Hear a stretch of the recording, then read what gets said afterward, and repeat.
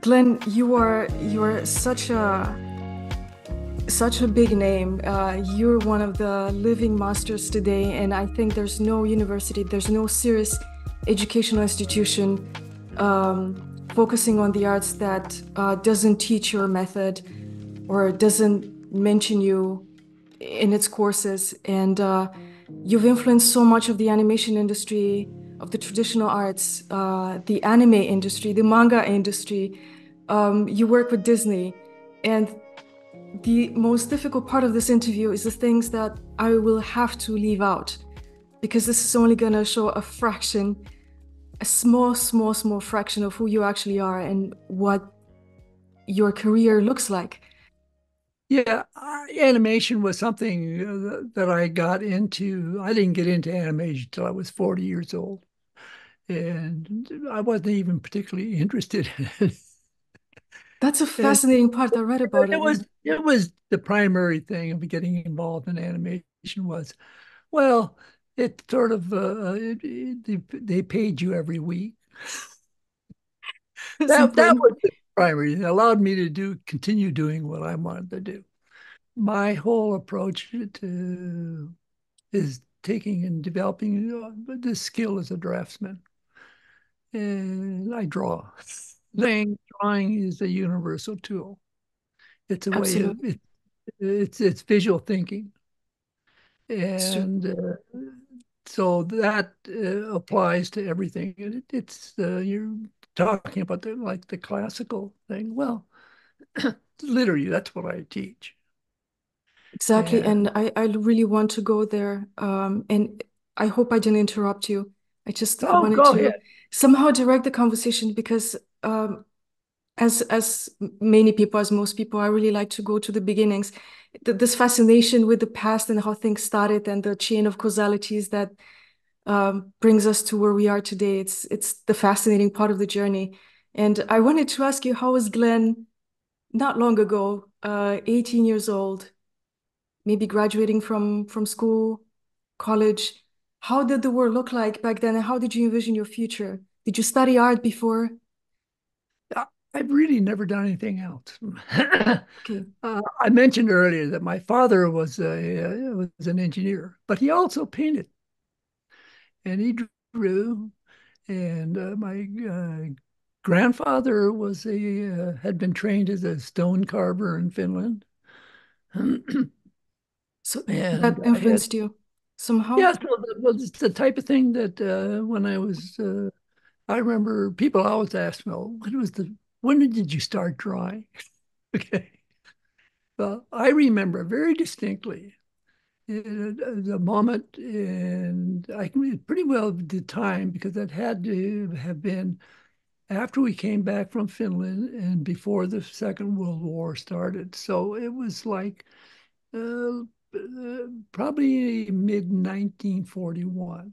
So I would have been about, 6 years old, something like that. You've seen so And much change.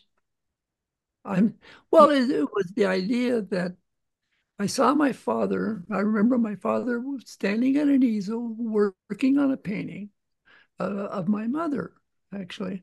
And I was on the floor taking and tracing things through one of his art books.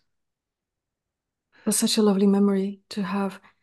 Um, I know you told me that before, but you spent some years of your life in Finland, and I would like to have that shared with the people watching this video. So you were born in the United States, and your dad was a geology engineer.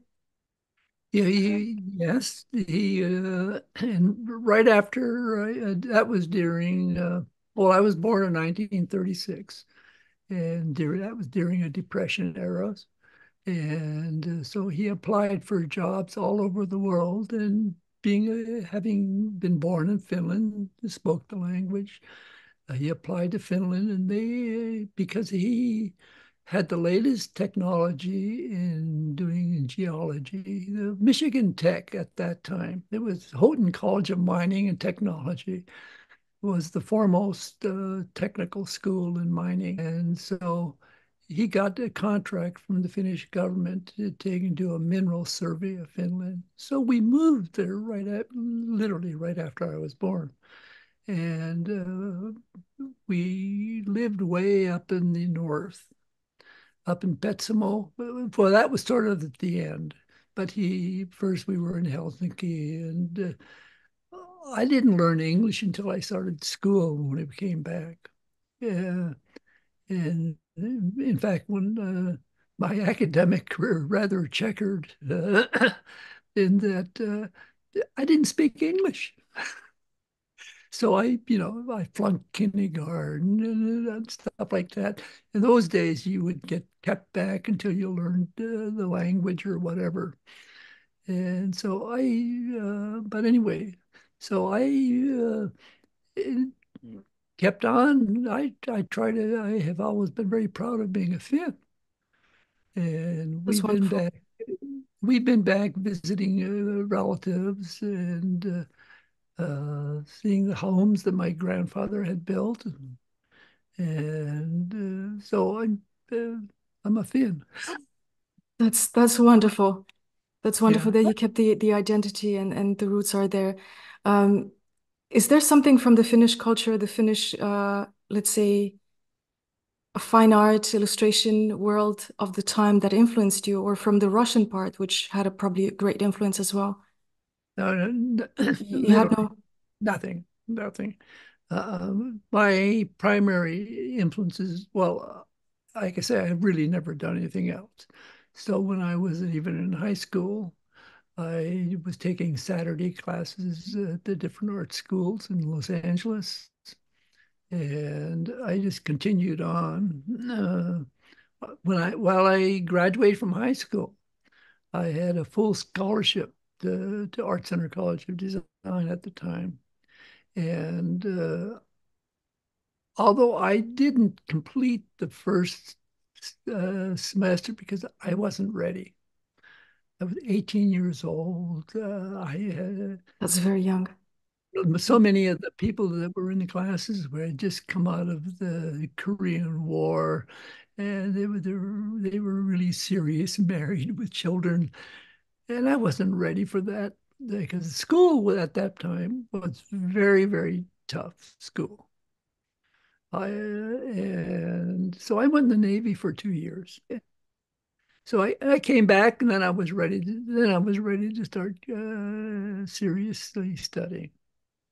So you And but resumed your studies once you came back from the Navy.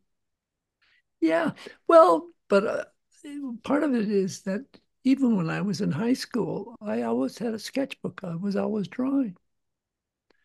And very early, even before high school, junior high, what have you, I was doing oil painting. We used to have private drawing classes at my home. And my father and some of the neighbors and my grandmother, we had a teacher come in, and we had regular art classes. So that was ongoing the whole time. So it's like And breathing for you. It's a way not only to. Did you ever have like a fixed goal? I want to become a very good artist, or was it something very natural? You didn't really think about an end goal. You just knew that that's what you want to do. That was a part of yeah, you. That was a part of your identity, and you weren't really I, pretty much I pathless really in it. never, yeah, I've never really done anything else. Uh, so I'm taking, and of course, parents always say, well, you should, become a doctor or a dentist or something like that. But I just was not cut out for it. Academically, no. I was not cut out to take and do that. I also have which I didn't find out until quite late, that I have dyslexia. Oh, So the sure. short-term memory type thing was a total disaster. I I don't even know completely, if people talked about dyslexia or whether it was known or acknowledged back then. I think it was quite a recent feat that dyslexia was recognized in schools and students would yeah, get special help. realize it Yeah. until, or even understand anything about it. My daughter, who was at the time was taking a course in the Montessori, and she had her books and she was reading things about the child disability type things. And she said, Dad, this is you. Oh, she recognized that. Yeah, That's that's you. And I said, oh, okay. And then I was teaching a class and I had a doctor in class and I sort of mentioned it, the situation. And he said, oh, yeah. He had his daughter was he thought she was really being a flake and what have you, and she had her tested, and it turned out that he was. And he recognized then that why he had such a difficult time in medical school with taking and remembering names and things like that, which is a critical part of it. And so that was all part of that. But also, I think that in the beginning, like I said, I didn't speak English. And so the drawing, even when I was in high school, I was sort of, it's something that I did constantly. And that it was sort of my thing, the way I was not, uh, I didn't do the things that most of the kids do. you I had your wasn't, world. I wasn't involved in these social groups and things. Well, yeah, of course, I had friends and things like that. And I used to deliver papers in the morning and all of that stuff. But beyond that, I have sketchbooks from 1955. Do you still have them?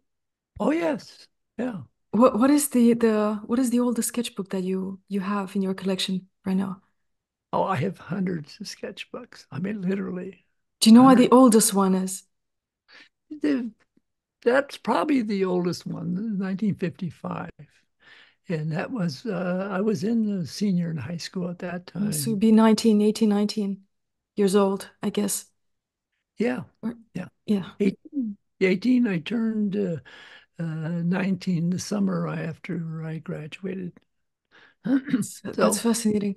I'm so that this is so beautiful and it's very encouraging because today we have so much more understanding of the human intelligence and human capacity because people experience the world and learn about the world in so many different ways. Some people they need tools. I'm a person that always needs a tool. I have to have a tool in my hand to learn something. I have to draw, to make a sketch or write down. Um, and even if I just have something in my hand, it feels like I can think better. And so some people learn by reading, some people learn by hearing, and I'm so happy that this is more understood today. And did you have a significant discouragement in these years? You said that the environment was quite intimidating. There was so much happening in the world. I was a typical teenager. I wasn't ready to work that hard. So that was probably why I went in the Navy. But even in the Navy, I was drawing. And I have drawings I did of the shipmates on board the ship. And so when I came back out of the Navy, 2 years, I went straight back to art school. Did people notice you at the time? Did you get a lot of questions? Did they want your drawings? Oh, on board ship, I was known as the drawer, basically the artist, because I ended up having to take and do things for the ship with my skills. And so that was, again, something I did a lot. And when I look back at the sketchbooks, you can see it. I mean, a lot of the same basic skills because I had done so much before I ever literally got through high school. I had already been drawing and painting quite a lot and doing oil paintings and doing a lot of drawing. And I don't know if you're familiar with what the schools were in Los Angeles at the time. Probably There were not. It's something that I have no information about nor any okay, association. well, there were basically only there were three schools in Los Angeles at the time. One was the Chenard Art Institute, which Disney bought and turned it into Cal Arts. Okay, Okay. then was the Otis Art Institute, and then there was Art Center College of Design, and they were all located within a very few blocks of each other. And so I started out going to Chenard's. And then when my parents moved to a different part of town, then I started going to Art Center, who by that time had already moved. So uh, I was taking and drawing from the nude when I was, 15 years old. You mean you had Uh, live sessions where you could draw from a model? yeah, there weren't Amazing. live figure classes at my parents' home, but I was going on Saturdays. I would be taking and drawing from the model, and so It's a I, fascinating world because Charles Dana Gibson died, I think he died in late 30s or something, or shortly after you were born. And I think Norman Rockwell lived in that period. I'm not sure. I think he died in 1981 or something. So that to me is an indicator if I make a comparison to Europe or the avant-garde or the other things that were going on, there was still a very traditionalist paradigm. Um, did you study like classical art, the old masters, the it was atelier approach, or it was well at that time. I am really truly a bridge between generations because I had teachers that were born in the 1800s. Okay, the prevailing thinking at that time though was primarily sort of the modern movements. Okay. Everybody was I have literally spent my career being at complete odds with what's going on. Okay. Because, okay, if you think of this art education in the late 50s and in the early 60s, they were already saying at that time, you don't need to draw anymore. That's passe. And we were dealing with the whole art movement was going purely abstract painting, totally non-objective painting. Okay, I've done that. I consider myself a bit of an abstract painter because I'm interested in the aesthetics of art.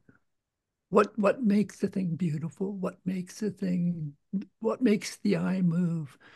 And that is the critical part. But I was going to I don't have it here. I was going to read you a small quote, but basically it was, I can't remember the name, but it's from the third century.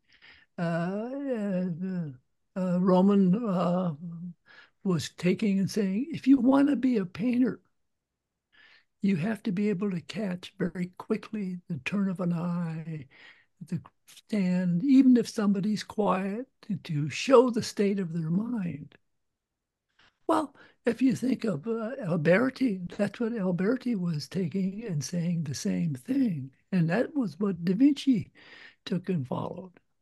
And both Michelangelo and Da Vinci were very, very much in tune with Alberti, who was then taking and writing about the classics of with the Pruvius man, that Da Vinci, the circle and the square.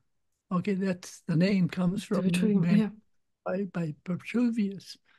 Okay, so that we're talking about the art that goes back thousands of years even. And so the, the thing that I was interested in was just drawing. And while I had some very good teachers who were really tuned into uh, the art of the past. Particularly, I had one instructor, Feidelson, who was actually a really hardcore abstract painter, but he also was a collector of old master drawings. Interesting. And so in the drawing classes, they taught people had demonstrated they could do things. You had to draw. And I was constantly taking, and well, actually, but I'll carry a jump aside a little bit. When I went to art school, okay, I started teaching as a student, teaching Saturday students when I was a student, and then I started teaching regular classes. Um, so I was started teaching back in 1961 or 62. So I was teaching classes already at that time. And that's at the same time that drawing was sort of going out. Well, for me, what I wanted was to be able to draw better. And in school, they would not even teach, they would not allow a skeleton in the school because that was considered academic. Academic And was a bad word already. oh, yeah, absolutely. Absolutely. Is the thing to Yeah. fight against. So, but I was on the, that's why I say I've been on just the opposite of everything that seems to be going on. You were the rebel with the good cause. Yeah. Did So you I did you did. have opposition from the students? I'm sorry for interrupting you. Were the students reactionary to your teaching? Did they wanted to impose the new abstract No, wave upon you, or I was, they I enjoyed? was, I was a really sort of an advanced student, and although what sort of a funny thing happened, I quit school 6 months before graduation because I didn't think I was learning fast enough, and so I left and I spent all of my time studying drawing, painting, and composition. I would get up every morning, I would take and draw from old masters, not from I'm studying the composition primarily. And I think it's so much of what I learned from studying the composition and going through. And after 6 months, they hired me back to teach. And Wow. so I finally got my bachelor's degree and my master's degree, but I did that all while I was teaching. And so I had developed a skill level at that point already where I could do things. That's so amazing. There was a time where they could actually hire you because of your merit and your skills, your advanced skills. You didn't need to have that piece of paper that just demonstrated that you finished formally a Oh, program, but yeah. then you could continue. Yeah. So anyway, I taught at the art centers for like 13 years. And by that time, we're talking up to 19, like 74. Well, at that time, everything is going purely abstract. And so at that point, I quit. And I said, I wrote this big scathing letter saying because they were downplaying drawing and they're typically getting away from fundamentals. And It was like a so manifesto. yeah, it really was. But they offered me any job I wanted to teach, any class I wanted. And at that time, and I said, to me, it was that I saw the writing on the wall from that what the school. So I said no. So I quit and I started my own little school. And the Already. main so everything was based on just being able to draw and paint all day, every day. And so that's when I got really the I had to teach myself anatomy. because nobody was teaching anatomy. How did you do And that? I just dig out all the anatomy books I could find, and I would take take Xerox copies of the bones and stuff into transparent layers of putting one muscle on top of the other muscle on top of the other. And I just built it up and I continued to learn. I'm still studying. I, I'm doing it all the time. And as you're doing this, but also the part of that, I think a big part of developing that understanding of anatomy is that I do um, most of my painting and stuff is done without models. I draw a lot of drawing from imagination.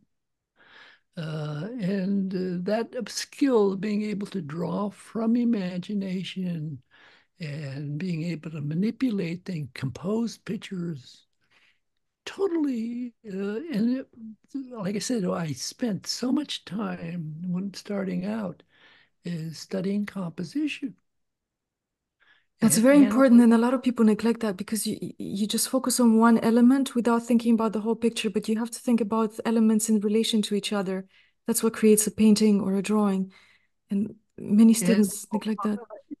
I have a very large library. And so I became very, you start studying.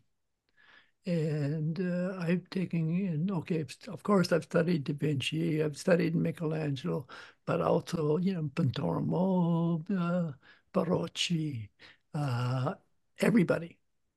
And every from they go up north, the Bassanos, and you take in, and I analyze these paintings, and but I had teachers who started out taking and would introduce me to the ideas.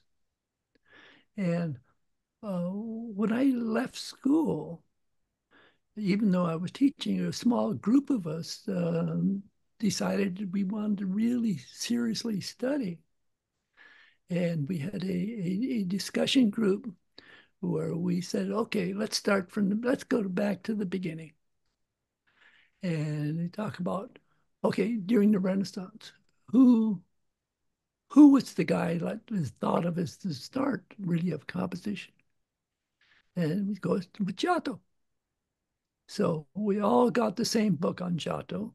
And each week we would say, okay, we're going to look at this painting or two paintings. And then we would, on our own, we would take and be analyzing these paintings. And then we would get together like on a Sunday evening. And then we would sit there and argue and explain what we thought was going on and why and what have you.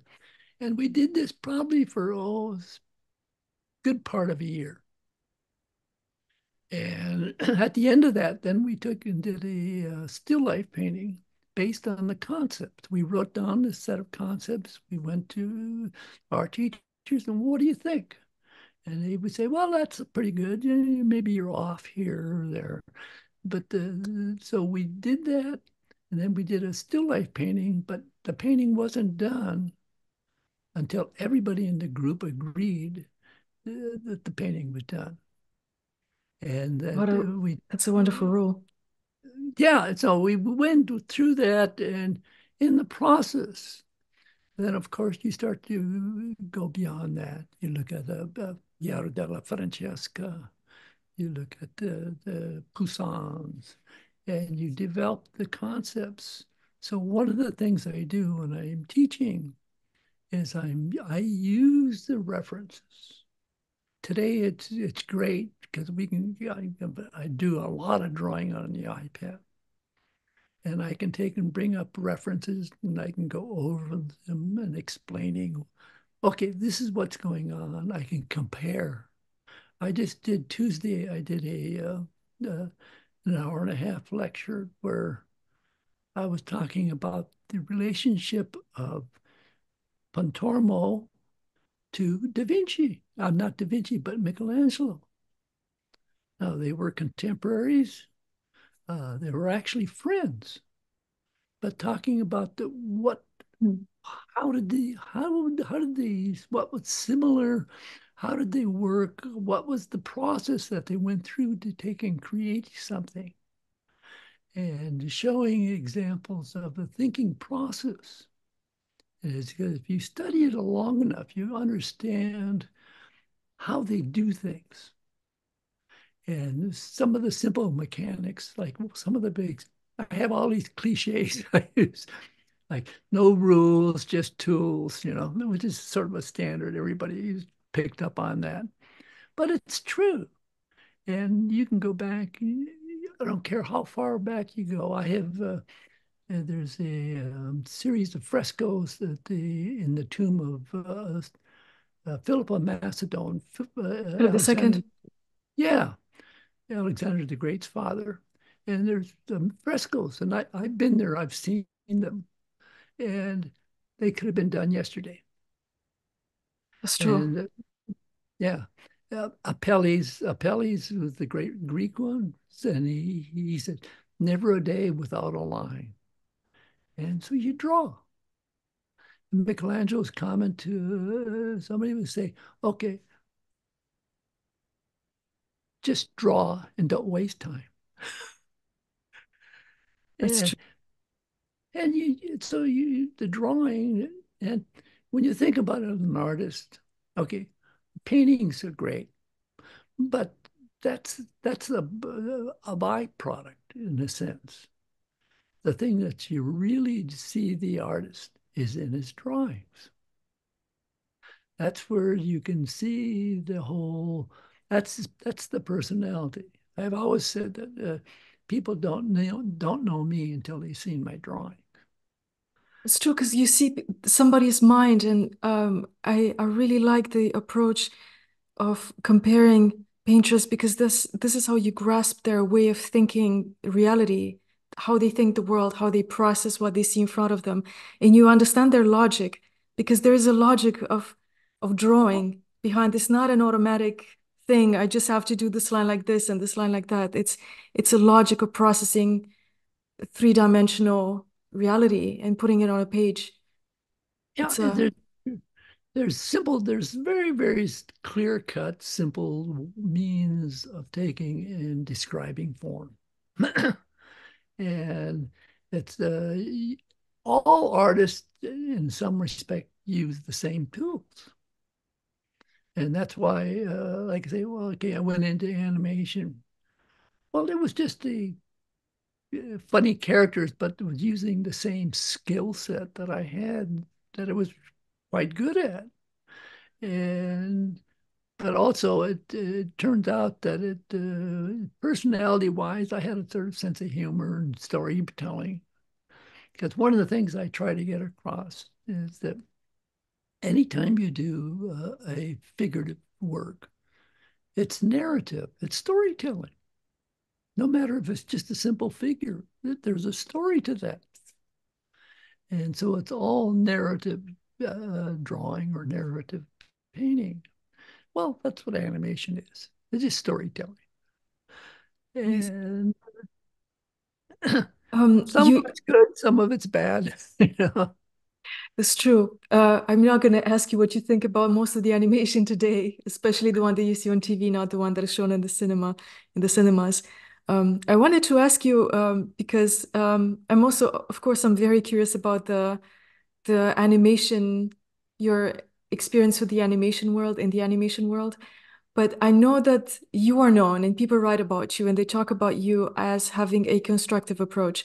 I know we talk about theory of arts and approaches and let's say methodologies. There's the atelier, there's the constructive approach, that there's this and that. How would you describe your constructive approach? How can you describe your process of thinking the figure when you draw it? Well, first of all, it is the one thing I think that I've done, and probably has what part of what created my influence in a sense, is that I started out quite early taking and creating sort of a logical progression. And it's actually sort of a funny way I can explain it.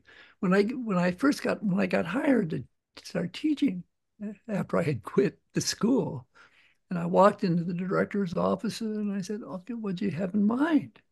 And he says, "You're the teacher, teach." Okay, I had no knowledge about how to teach drawing. So I went to my instructor and says, "Well, what do I do?" He said, "Well, you were in class, teach." Well, I had one instructor who took, and she said, well, when she did was that the first day that she got hired and started teaching, she said she talked for 8 hours straight and told them everything they knew. And it dawned on her, what am I going to do next week? And so I thought, okay. I started out, I started out literally making a list. And I'm still do that. It's okay, what's number one? What's number two? What's number three? And to break it down into a logical, systematic, step by step process that we go through. And that in the VILPPU drawing manual, okay, that's what it is. It's literally a drawing manual. So the first thing, and this is where you go back, doesn't make any difference who you look at. Everybody starts the same spot. They put down something that shows sort of the first it's the composition, but it's if they're dealing with the figure by itself, it's always what is the figure doing? What is the action? What is the attitude? You have to have that first. And that becomes the critical thing because that is your story. That is your subject. Okay. So that regardless of what kind of painting you're doing, if you're drawing or painting a figure, the subject of it is what is the attitude and the feeling, what's the mental state of that figure. And so that's the critical thing. And then from that point on, it becomes a process. Okay, now how do I explain that? How do I communicate that? And then you're having to take and deal with, all right, first, simple volumes. Da Vinci even says, don't draw anatomy, which is like, sounds like weird, you know. But if you look at his drawings, you find that they're very, very simple forms. They're not complicated forms. Can you see that he actually abstracts anatomy because he sees shapes when there's muscles? He thinks of them as simple, It, basic shapes. He abstracts it's not, complexity. but it's not just shapes. It's three-dimensional shapes. Yeah. It's volume. And of course, there is a two-dimensional part of it. But if we look at somebody like Piero della Francesca, okay, he brought to it even a sense of geometry. There's 2D shapes, there's perspective.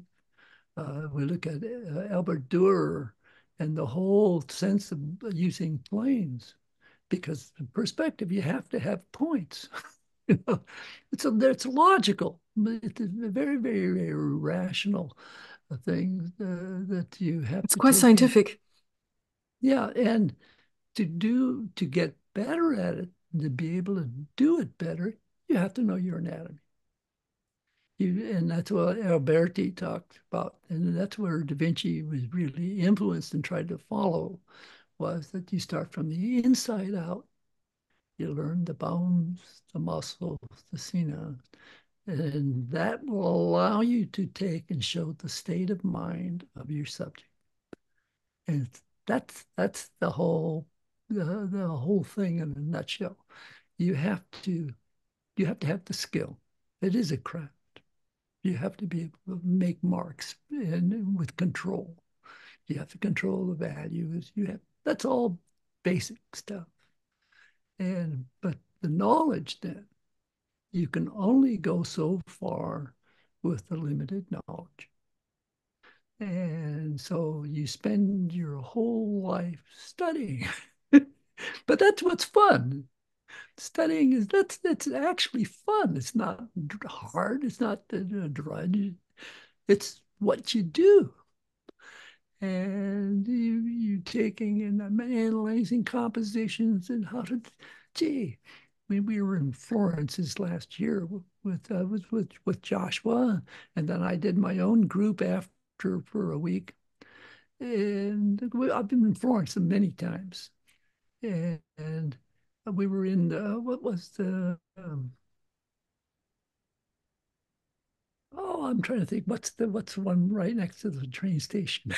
Anyway, but we were in there drawing from the Gideon Dials, who was, of course, Michelangelo's teacher.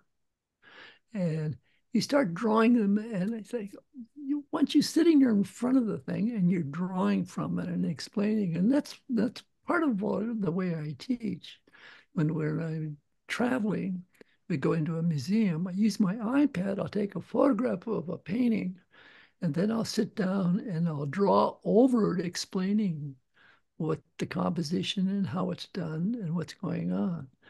And so you're constantly going back over these things, and it's a great way. That's what I do. It's all drawing. Drawing is a process of organizing lines to communicate something. And it's what are you trying to communicate? You know, it's like I use rhythms a lot in my drawing, but it's a practical thing too. And a lot of that I got, of course, you see it in the Michelangelos, but look at Parmigianino. It's marvelous. Yeah.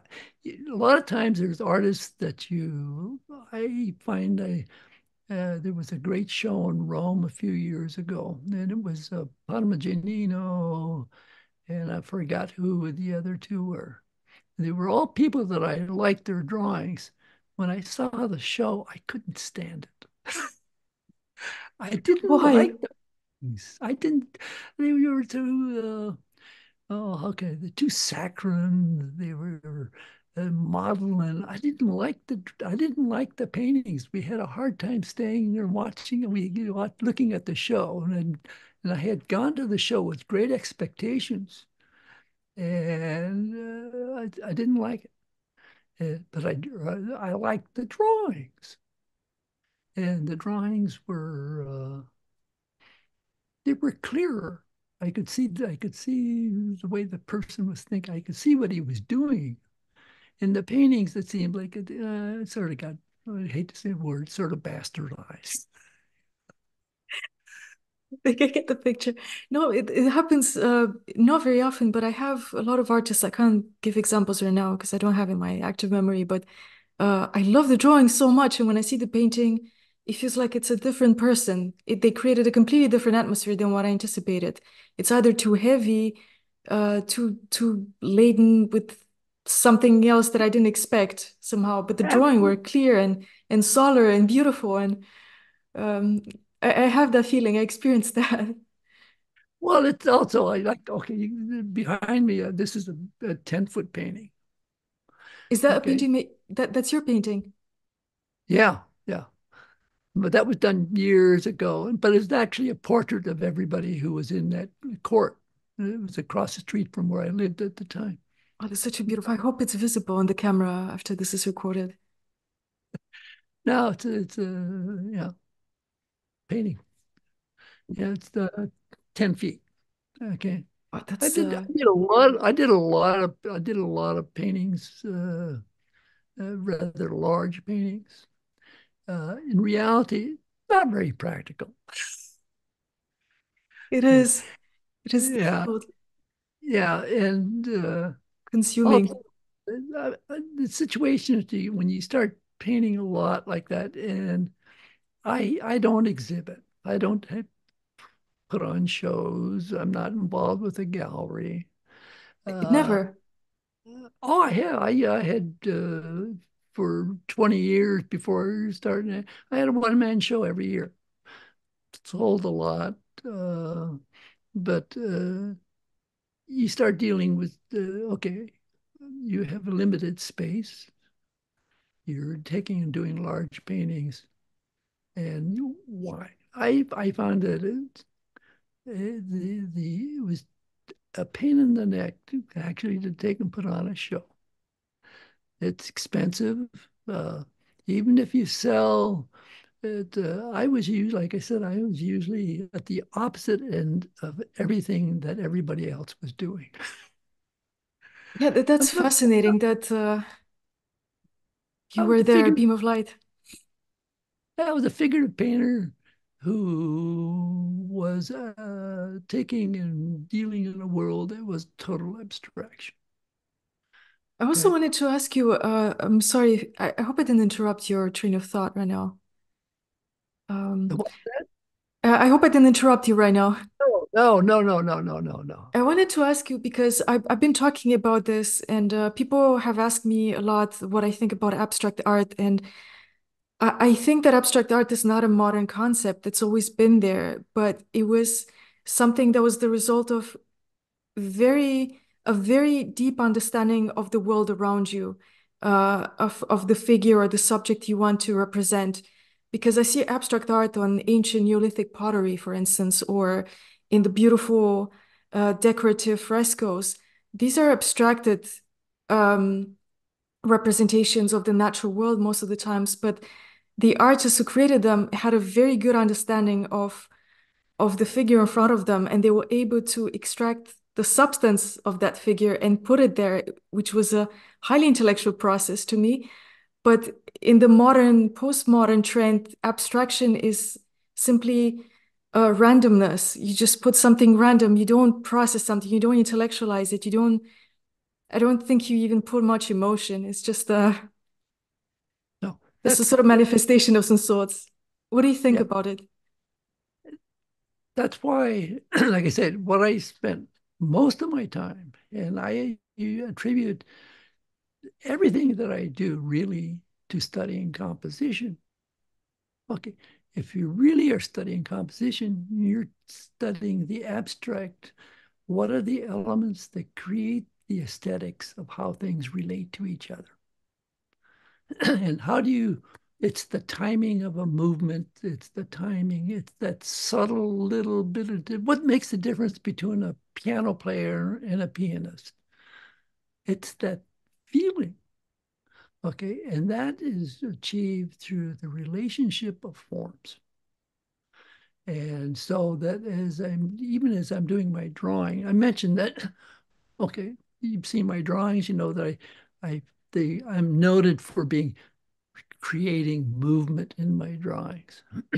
The Mr. Well, Miyagi. yeah. So I'm doing the movement, okay? But that also there's a big part of that's intellectual. In other words, if you take and look at, say, Parmigianino or even the Michelangelo, El Greco, you look at how one line leads to the other and how that the combination of these lines leading one thing to another, how the forms then lead one into another. That's what creates the sense of length. It creates the movement across a picture. It's you in a way you are animating the lines to create a sense of movement. And so I draw, and this is where you look at the sketches. How did the guys start? And you can see very, very clearly how the drawings of whoever you want to talk about, you look at the drawing and you can see, oh, yes. As long as you're looking at the beginning drawings, students have a tendency to look at the finished drawings.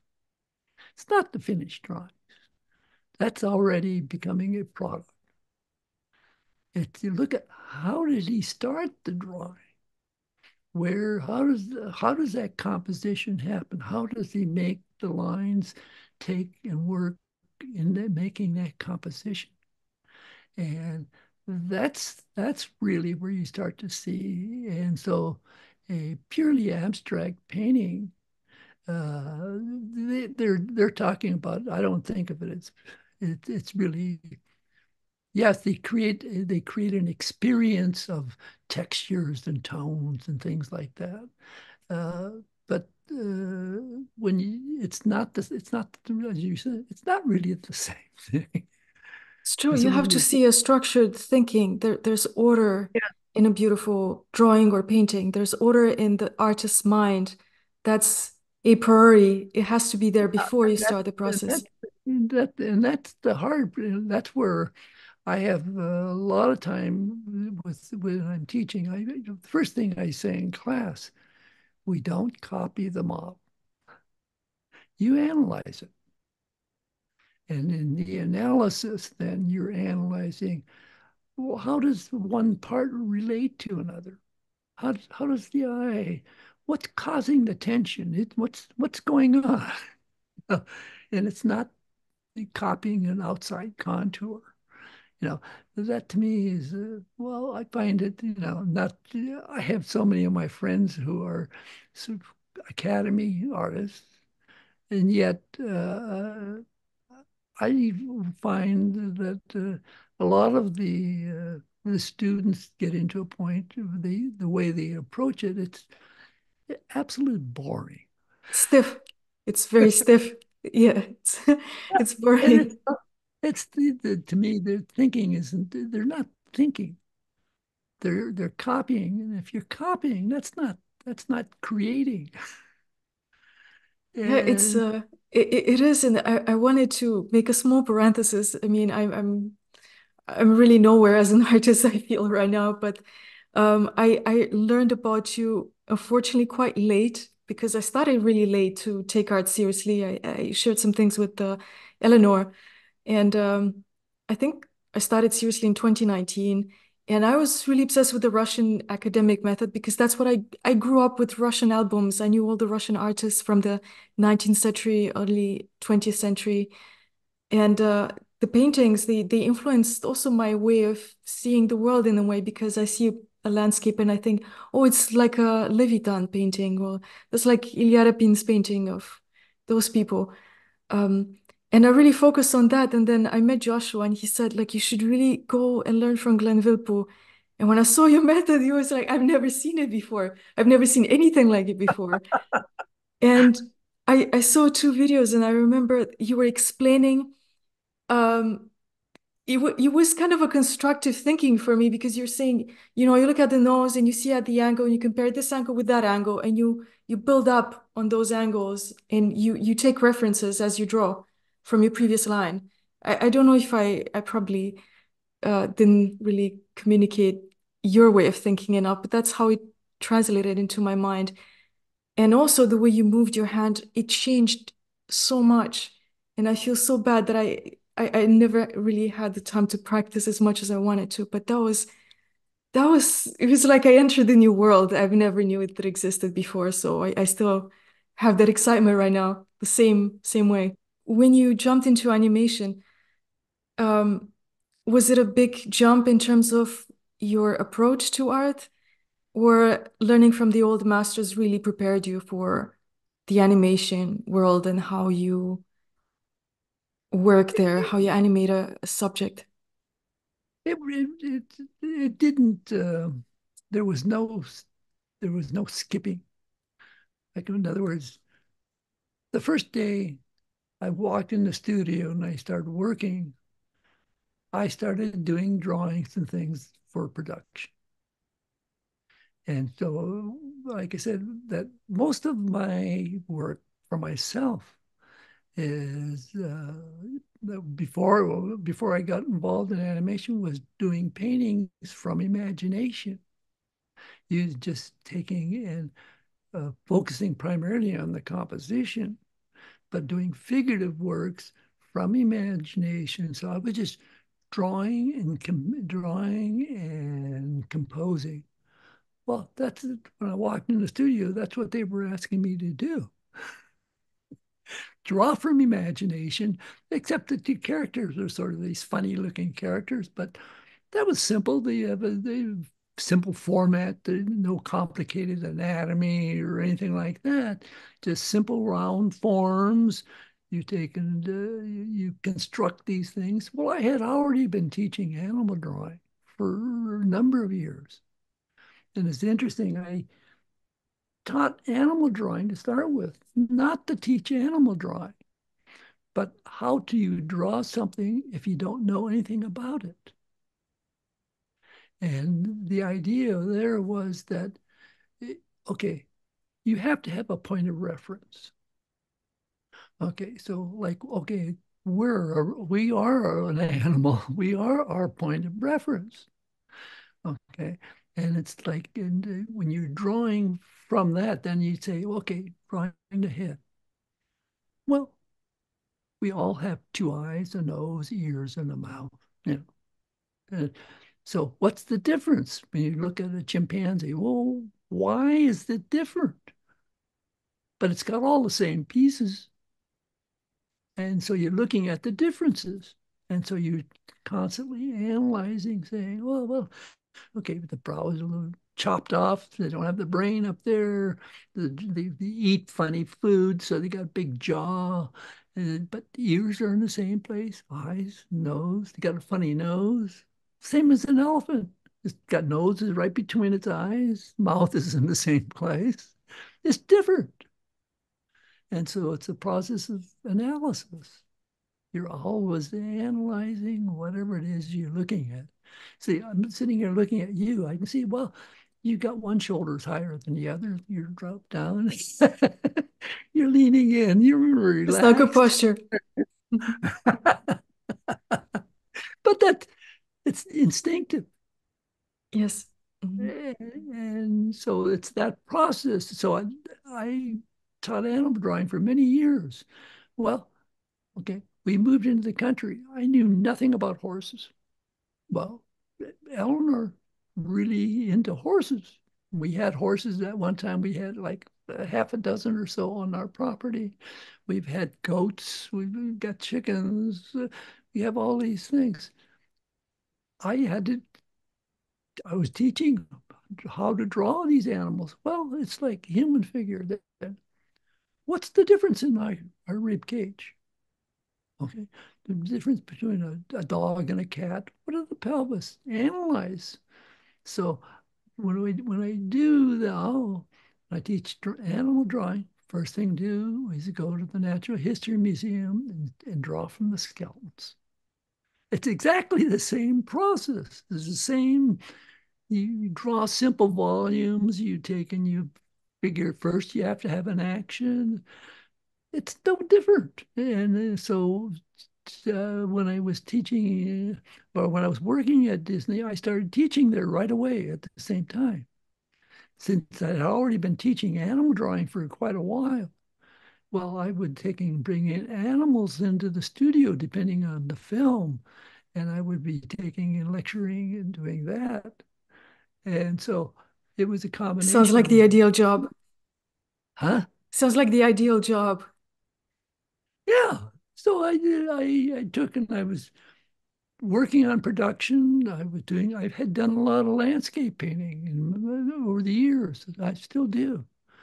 And so taking in it was the job I came to do working at Disney, for instance, was taking and doing layout, which is doing story sketch, which is like doing storyboard.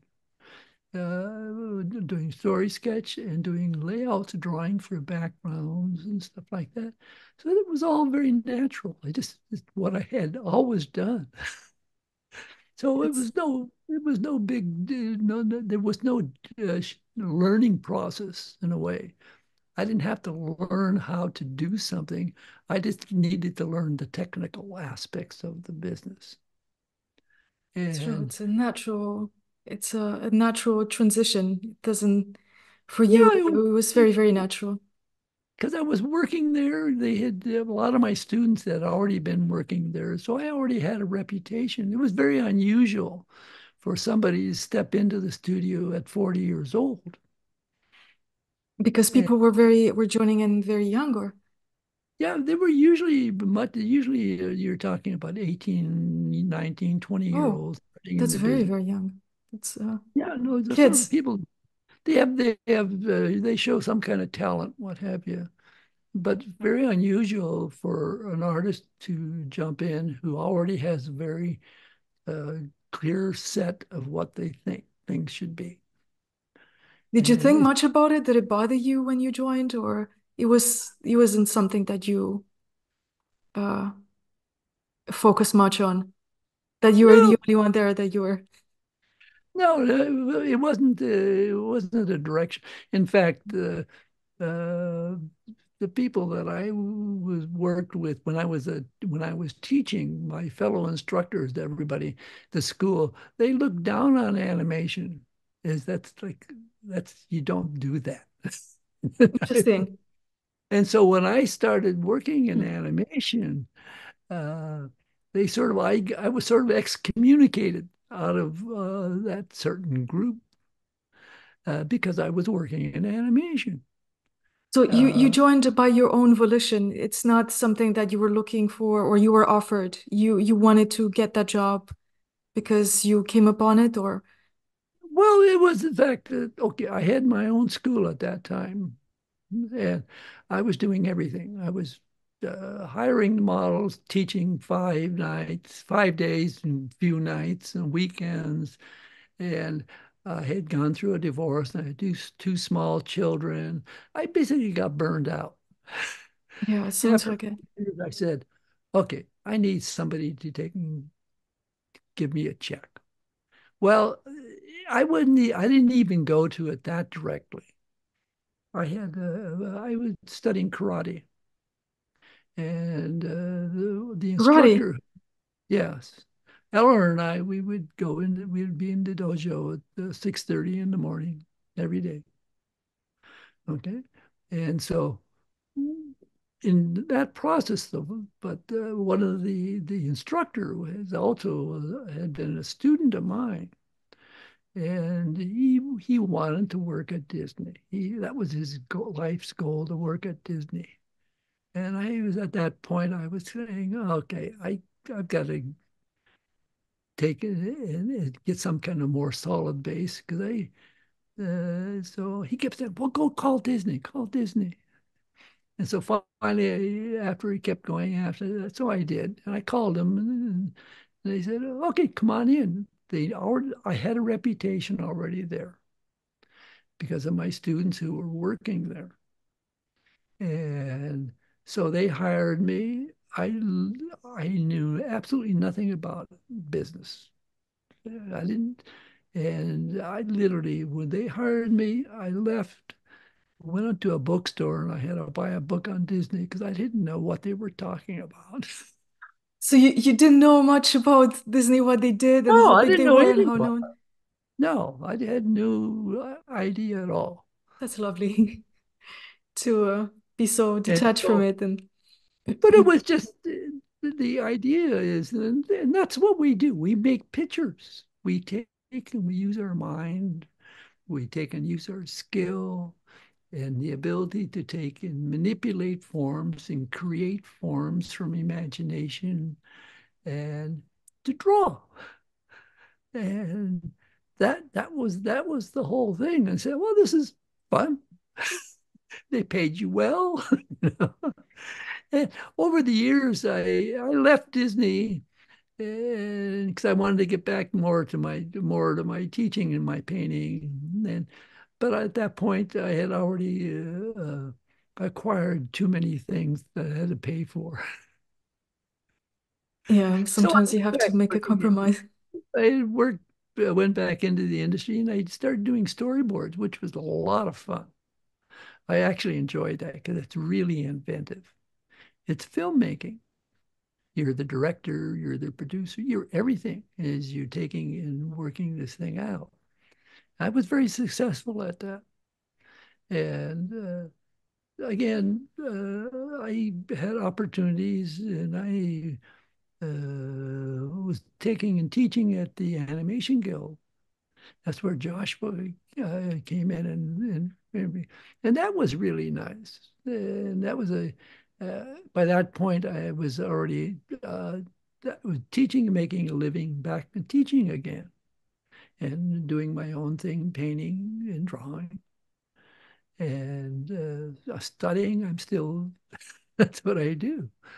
It's a In fact, never-ending process. It never has a finish line. That's what makes it so appealing. It's such a forward, um, it makes you be such a forward-thinking person, art, if you take it seriously, if you do it professionally. And I think this is what keeps you young. It's because you always have a goal ahead of you. yeah, it's I my goal is what I say is I well I keep getting better because I really work at it, and it's there's a as you work at something you evolve. There's a transition. People look at my drawings, like what I'm doing now, and what they saw 10 years or 20 years ago. Said, I've gotten so much better. And I have, uh, because I am constantly taking and trying to develop my skill. And That's I'm always very beautiful. looking, yeah, it's fun. But that's why do you do it if you don't enjoy it? There's no point in doing it, It's you true. know? I often kind of wrestled with some students trying to explain to them that they shouldn't be, that there's a lot of them that I personally spoke to. They have this choleric, nervous way of working. They get really mad. They don't make it. They don't, they're not able to finish the drawing or the painting exactly how they wanted to, and they get incredibly frustrated. They throw things around, and you have to enjoy the process, and you have to accept the fact that it's not going to, you're not going to come to an end, a finish line, No. and then that's it. You're not at the top of the, you're never at the top of the mountain. And this is such a longevous thing to do in life. And this is what's so optimistic about it and makes me so excited about the future. As long as I can, I know I can improve myself and it's going to be better and better. And there's so few things in life that are like that. Yeah, I'm okay. I'm 87. I'll be 88 in this summer. So, and right now I'm doing some of the best stuff. Well, some of my drawings are the best drawings I've done. And but there you never know. Like I say, I do a lot of drawing on the iPad. You cannot tell the difference between my drawings on the iPad to those I do on paper. I've seen a collection of drawings. Eleanor sent them to me via email. And then she sent me another email saying that some of them, they're actually made on the iPad. And I was really surprised. I couldn't tell the difference because it was exactly the same. It seemed like the same technique, the same tools. And I zoomed in a lot, and then I realized that they're actually digital. But it's very difficult to distinguish. It's Yeah, no, the same thing. But I had to literally I had to work very hard at being able to control that piece of plastic or glass and the pencil on it and manipulating, being learning how to use that to take and achieve the same thing. And I there every tool has its limitations and the things that you can do. It has its things that make it better than something else, but worse than something else. You learn to use it. It's like today now. I don't know if you're familiar with. It's really something fairly new now. Working with stone paper. I heard of it, but I don't know what it is. Okay, it's literally there's no mineral, there's no organic material in the paper. It's literally made from stone. Okay, it's unique in the way you work it. Okay. And for instance, you when you I use all my sketchbooks now are you can buy it like mineral paper, it's called, or stone paper is Cursed is the name of the company, one of the companies that make it, and it's pretty new. But when you put water on it, it's not absorb. It doesn't absorb the water. It sits on the surface. Okay, so which was really neat because what I like to do, and with a lot of my sketchbooks in the past, was like working with a pen and a water brush. Okay, because I could create the tone and create an atmospheric thing. Well, on this stone paper, I draw a lot with a watercolor crayon, It does where it not literally wrinkle. it's a crayon. You can draw with it, and then you can use a water brush and push it around, and then you can come back into that with the water-soluble pencils, and that opens up the whole process of being able to do something that's very different. But I'm using the exact same skills, just a different tools. It's just sort of fun, and That sounds like a lot of fun. yeah, it expands the potential of what you can do.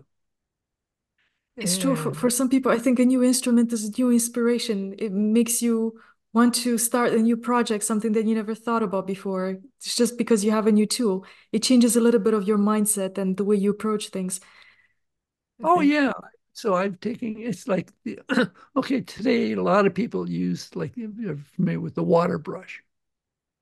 Sure. Okay, well, I probably was instrumental in having that thing being everywhere because when I was in teaching in Japan, across the street from the studio was like a 7-Eleven type place. And they had these water brushes in there, but they used them. They would put colored inks in them so they could do calligraphy things for special occasions and stuff. And I said, well, gee, that's sort of neat. I could just use that like that. I put water in it and I can take it and do that. So I started doing that, and I was telling my students, why you get a water brush? But they weren't anywhere. The only place you could get them in Los Angeles was in a bookstore in Little Tokyo, and they had them for there for people Japanese to take and do these note card type things. And so I started getting to the art supply people, and I say, "Hey, it's made by the same people. It's made by Pilot. Just why don't you order these brushes?" And everywhere I'd go, I would be teaching and I would say, hey, get this. So pretty soon, all of the art supply stores start carrying them. And so it's become, I know regular watercolor, really hardcore watercolorists, they don't like it because there's a way, it sort of dilutes, if you're trying to do a regular watercolor painting, it sort of dilutes the color down. You have to work harder to get the intensity. But So that's a it's a great tool, and I use it with I also draw with a fountain pen. Well, most people don't. You go to an art supply store and say, "I want a fountain pen to sketch with," and you're not going to get many answers. There used to be an Osmeroid, I think, because they made pens, but they really were never. I get really good. I use a Japanese pen. It's called Namiki, the Mickey Falcon. Okay, I probably pushed that all over. I should have gotten credit for that or something because it's the best pen. It's reliable. And so I use that and I use a very fine point.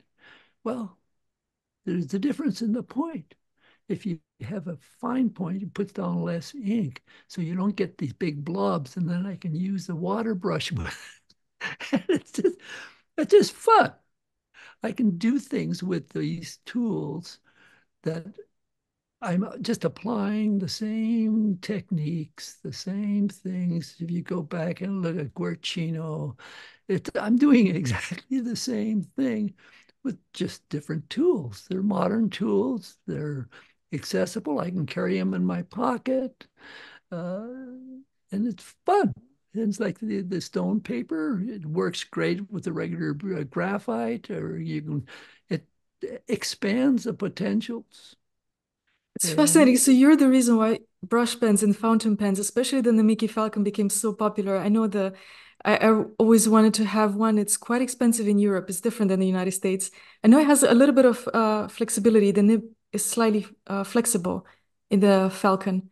Yeah, that's the point. And They go from a fine line to a stronger line. Well, it's like if you look at a lot of the drawings of the past, it's that ability to take and it's almost it's not a hard line that doesn't change. There's a flexibility to the line. Well, that's like a goose foot. Okay. And so you learn to play with the tools.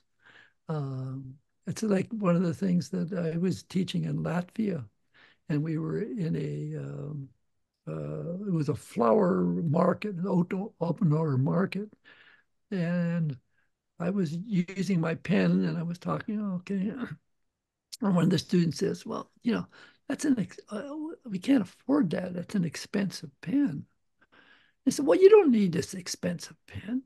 I literally went over, picked a stick off the ground, and stuck it in a grape. And I was drawing with it.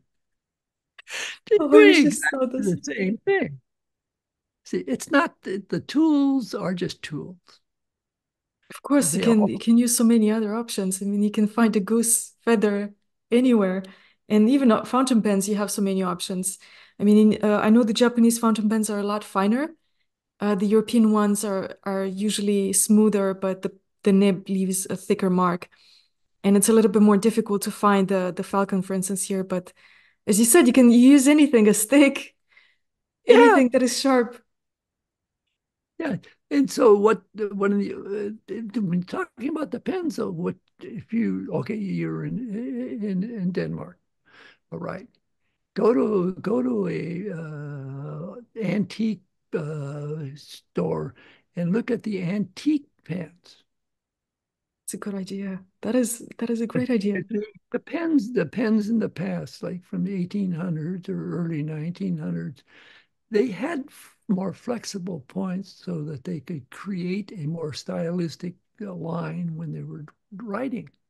Yes, I think they use more noble metals. I think they had more gold, and then but nowadays they make hard, stiff steel more than anything else because it's mass production. But you're right. That is a brilliant idea. I will make sure to Yeah, do that.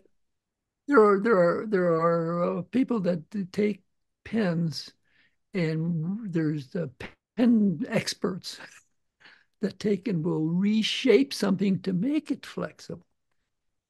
Yeah, I heard of it. I heard of it. I had a small collection of fountain pens myself because I was into fountain pens for a very long time now. But yeah, I kind of neglected that. I wanted to go back because I was very curious. Going back to animation, what was your favorite project to work at, and why? And was there something that you learned from it that significantly improved your art or Well, guided you into a different direction? probably the first one was the Fox and the Hounds. Okay, and that was because it was something new. It was a whole new thing for me, and I was doing a lot of. Was able to incorporate a lot of landscape drawing and also drawing the characters. So that was all that was really a sort of my baptismal into the animation thing. Okay, and I had some very nice people I was working with at the studio. It was very nice at that time. It was the animation industry has changed drastically.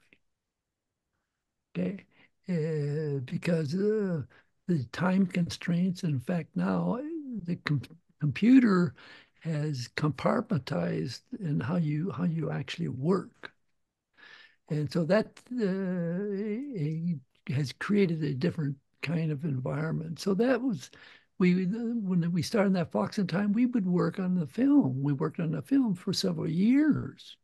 Now you have 6 months, and it's really high pressure and stuff.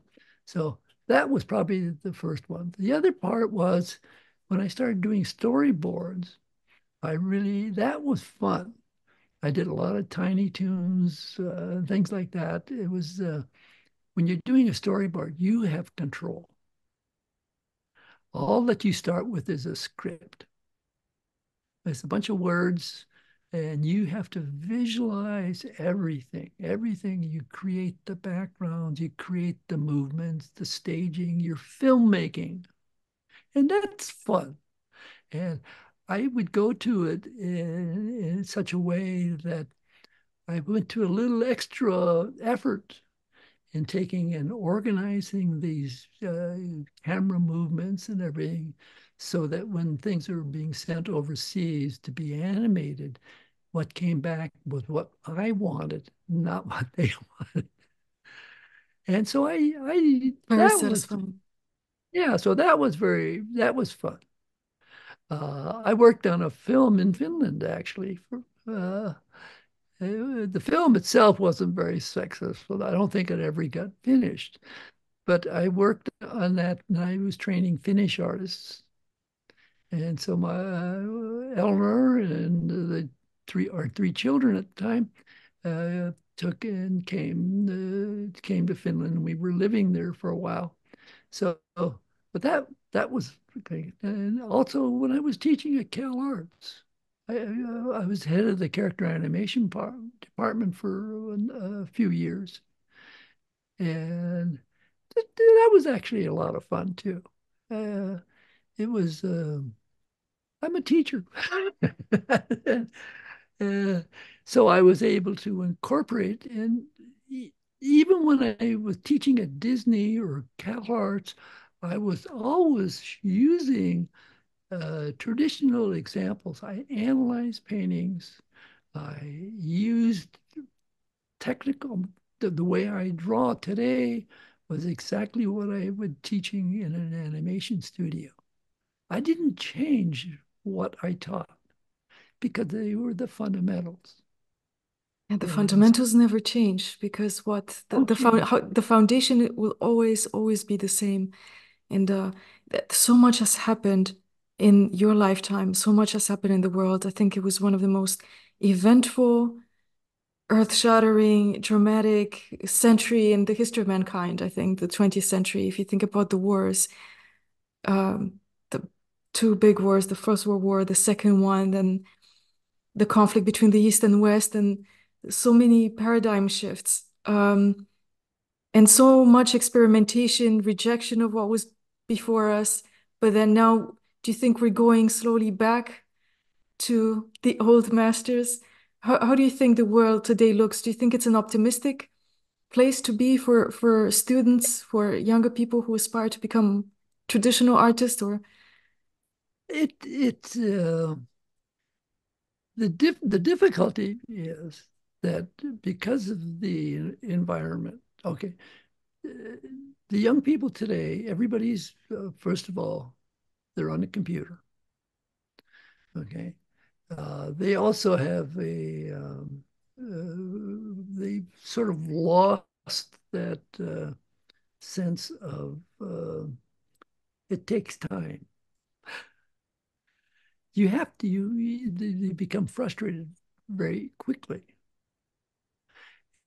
And so I find that the students want the things, tend to want the things instantly.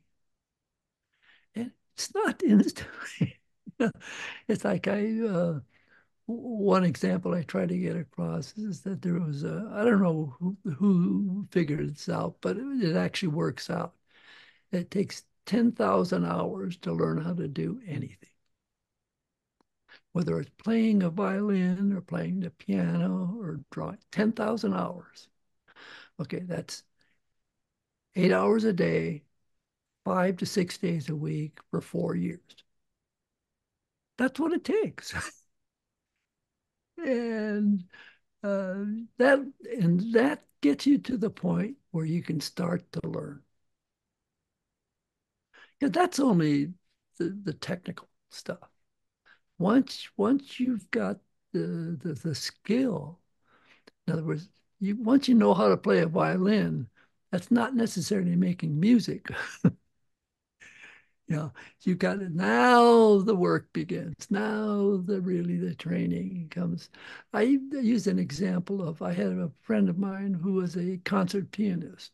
she concertites all over. And she said, oh, she has an opportunity. There's going to be a special master's class. That there's going to be a master teacher, a very famous guy, in a small atrium theater, and I could come and watch if I would like to. And so I did. And I remember now everybody was already, these were all professionals. And there were two pianos, and the master was at one, and the student would play, and he would say, very nice. It sounded, of course, great. And he says, oh, very nice. Okay, now let's start with the first note. How do you go from this note to the next note? There's where the art is. And that's a hard thing for the student to realize, that you have the technical skill is only one. That a lot of people have technical skills. It's how do you make that one thing go to the next? What's that? What, like you talked about, what makes the art? What makes that sense of elegance or that sense of beauty? How do you create that emotional feeling and the sense of a mind of your thing? How do you do Life. that? How do you put life in it? Yeah, and so it you bring it to life, and that's I think Rodin talked about how he didn't start his own stuff until he was 40. He was working for other people, and he went to Italy and he looked at all of the collections, the Greeks, and he looked at all the stuff, and he came back and said, "It's all about movement. It's all about movement." And people ask me all the time, I'm sure you've been in a class and people say, well, you got to get the balance right. You got to be the balance right. I said, I don't want balance. I don't want balance. I want movement. I want the thing, I will throw it off balance. And it's so, like I said, I tend to be sort of odds on. And even when people see some of my paintings, okay, you say this, but some of the things I'm working on, uh, they're really quite abstract. I'm drawing the figure, but I'm really thinking about, well, how does this line work with that line to take and create? The forms may be derived from anatomy or whatever. And in my drawing class, I have several drawing figure classes in like figure drawing too. It's all about how do you go from the outside to the inside? How do you make the forms and the shapes create that movement? How do you do that? And trying to get the eye to move. And well, examples. I look at the Greeks. I look at and you can look at Michelangelo. Well, you look at the Belvedere torso. You know where it comes from. You know, and you can see how these things are integrated, and it's an incredible amount of fun. But it's like looking at the people, artists that people don't even. I was teaching in Paris. Have you been to the Pantheon? Yes, yes, I've been. It was a long time ago. I think more than 12, 13 years ago I've been. Yeah, when you go in there, there's all these paintings and stuff in the Pantheon. Okay, I was teaching in Paris, and I've gone there, and there's some great Hubert de Chavannes paintings there. Most people don't even know who he is. And there was one of the French guys, he could see it from where he lived. He had never been in there. And I said, oh, you can go to Pantheon and look at the paintings. And he says, they have paintings in there? That's what it means to be It's used like, to something. You don't even see it anymore. You don't see it. You don't care about it anymore.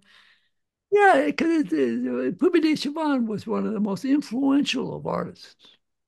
Okay, Rodin did a banquet for him for 500 artists while he was still alive. Okay, and so he influenced everybody. Okay, well, gee, it's neat to look at him. Well, what was going on? What did he do that influenced everybody from Lautrec to whoever? And how come Degas copied Adolf Menzel? Yeah, you familiar with Menzel's work, his drawings? Degas actually copied Menzel painting. So it's the study, looking at things. It's gee, these are cool artists. It's so Why? many foundations upon foundation upon foundation, but it's not even an hierarchy because you have all these masters. You never stop learning. You always find out about someone that you never knew about who actually had a tremendous influence, for me at least. And it's a very broad and generic question, but the answer is very, very personal. And that is, what do you think the purpose of art is? How would you define art through your experience, through your life? How do you see it? What purpose does it serve in our lives? Okay, it's like I had one of my grandchildren says, "What's the meaning of life?" I said, "Living." And uh, art is it to me it's the emotional thing that you can get out. We have these feelings in our within our head. I'm pretty much of a Stoic philosopher. I follow a first century Greek Epictetus, and the idea is that it's in here. We can think anything we want. That we have no restrictions on what we think. Okay, so art is a way of taking and bringing out our innermost senses, whatever they happen to be. And it'll be for everybody. It's different. Art is the expression of man. That's what it is. And so that's why I say drawing is the closest that you get to the artist himself. And for the artist, it is the connection point between your inner life and what the world sees. And there's that sensitivity. It's sort of a uh, we're all separate. Okay, we all live in this shell that we have. Okay, how we communicate or what we take and talk about in terms of what is your virtue, what is you, is through your art. It's the intimacy And of so, the inner universe being brought to yeah, light. yeah. And so that's what it is. It can be an expressionist. It can be a total abstraction. It can be whatever it takes for you to take and communicate what you want. And that's where, if you are a figurative artist, well, sometimes it's a little harder. You have to Very hard. uh, to really control what you're trying to get across. It takes a lot of skill.